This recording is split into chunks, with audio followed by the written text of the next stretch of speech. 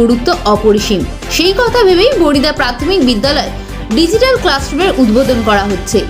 শুক্রবার পূর্ব মেদিনীপুর জেলার এগরা 1 ব্লকের বড়িদা প্রাথমিক বিদ্যালয়ে মনীষীদের মূর্তি উন্মোচন অনুষ্ঠানে উপস্থিত হয়ে এমনটাই মন্তব্য করেন এগরার বিধায়ক ও শিক্ষাবিদ তরুণ কুমার মাইতি। তিনি বলেন, প্রত্যেক ছাত্রছাত্রীদের মধ্যে সুপ্ত সত্তা রয়েছে, শুধুমাত্র বইয়ের মধ্যে সীমাবদ্ধ থাকলে হবে না, তাই তাদের প্রতিভার বহিঃপ্রকাশ ঘটাতে হবে। পূর্ব মেদিনীপুর জেলা প্রাথমিক শিক্ষা সংসদের চেয়ারম্যান হাবিবুর রহমান বলেন, বড়িদা প্রাথমিক বিদ্যালয়ে জেলার সর্বপ্রথম ডিজিটাল ক্লাসরুমের উদ্বোধন করা হচ্ছে।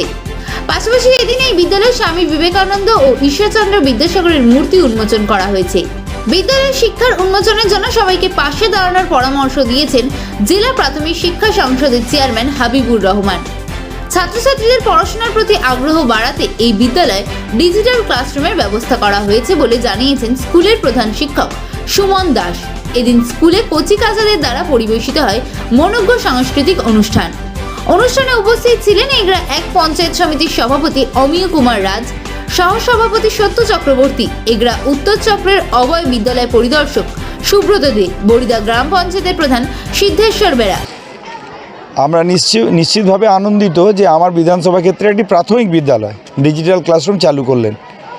তো এখন যে শিক্ষার যে পরিসর বেড়েছে এবং যে আধুনিকীকরণ হয়েছে শিক্ষার, তার সঙ্গে ডিজিটাল ক্লাসরুম অত্যন্ত গুরুত্বপূর্ণ হয়ে পড়ছে।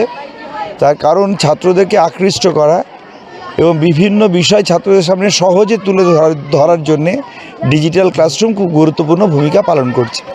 এতে ছেলেমেয়েরা যেমন আকৃষ্ট হয়, তেমনি জ্ঞানের পরিধি বিস্তারের জন্যে এই ক্লাসরুমগুলো খুব উপযোগী হয়।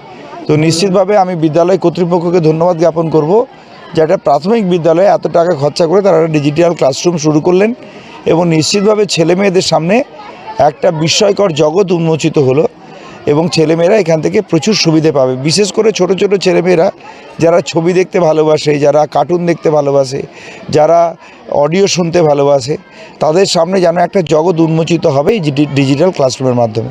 নিশ্চিতভাবে বিদ্যালয় কর্তৃপক্ষকে ধন্যবাদ জানাবো, কৃতজ্ঞতা জানাবো এবং এই প্রচেষ্টার জন্য সাধুবাদ জানাবো।